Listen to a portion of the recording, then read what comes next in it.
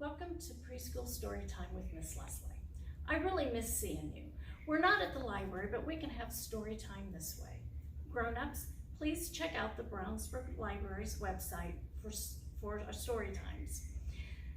After the stories, please check the links below for other fun activities. Hello everyone. For today's story time, we'll be doing Jack and the Beanstalk, and Miss Stacy will be our guest reader.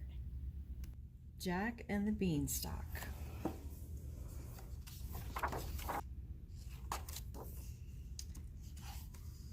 Deep in the countryside lived a widow and her son Jack. Their cottage was crumbling and their clothes were patched. They were very, very poor. One day Jack's mother said, "We must sell our cow. Take her to market, Jack, and bring home some gold pieces." And so he set off for town. But before Jack had gotten very far, he met a strange man. "That's a fine cow," the man said. "I'll swap you 5 magic beans for her." "Magic beans," said Jack. "Are they really magic?" "Magic they are, or chop off my beard and knit it into a sweater," croaked the little man. Magic beans! Jack couldn't wait to tell his mother. He clutched them tightly and ran all the way home. Jack's mother was furious.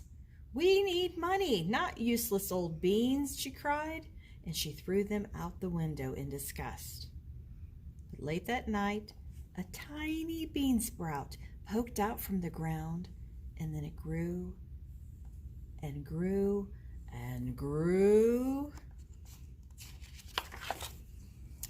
The next morning, the beanstalk stretched high into the sky. "The beans were magic," Jack cried.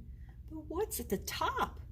Jack climbed up, up, up the beanstalk, and at last he reached the very top. There, shimmering in the sunlight, was a magnificent castle. Just then, Jack's stomach rumbled. "I must find some breakfast," he thought, and he tapped on the castle door.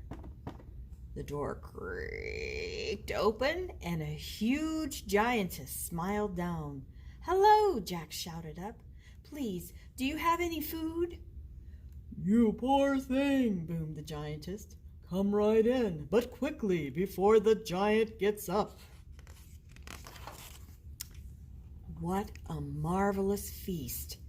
There was an enormous loaf of bread and a gigantic jar of jelly. Jack dug in at once.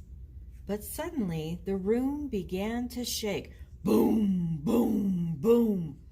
"Oh my goodness," cried the giantess. "He's coming!" And she shoved Jack under a teacup to hide. Into the room stomped a big, scary, hungry giant. "Fee, fi, fo, fum, I smell the blood of an Englishman," he said. "Be he alive or be he dead, I'll grind his bones to make my bread." "Don't be silly, there's nobody here but us," the giantess scolded. "Now go and wash before breakfast." Jack trembled. "I must leave now," he thought. He was halfway down the hall when he heard a squawk. It was a hen with bright golden feathers. "Help!" she clucked. "Set me free, and I'll lay your golden eggs every morning." Jack scooped up the hen, but then he heard huge footsteps thundering after them. "Fee, fi, fo, fum," roared the giant.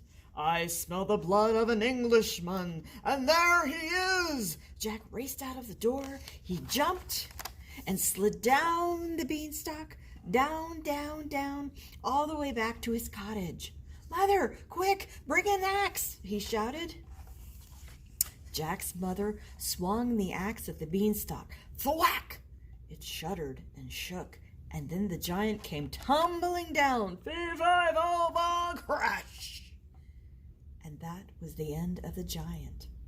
Jack hugged his mother tight. "Look what I found," he said, and he showed her the golden hen.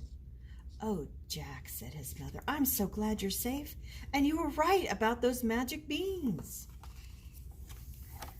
So Jack and his mother and the golden hen all lived happily ever after, and with lots of golden eggs, and they were never poor again.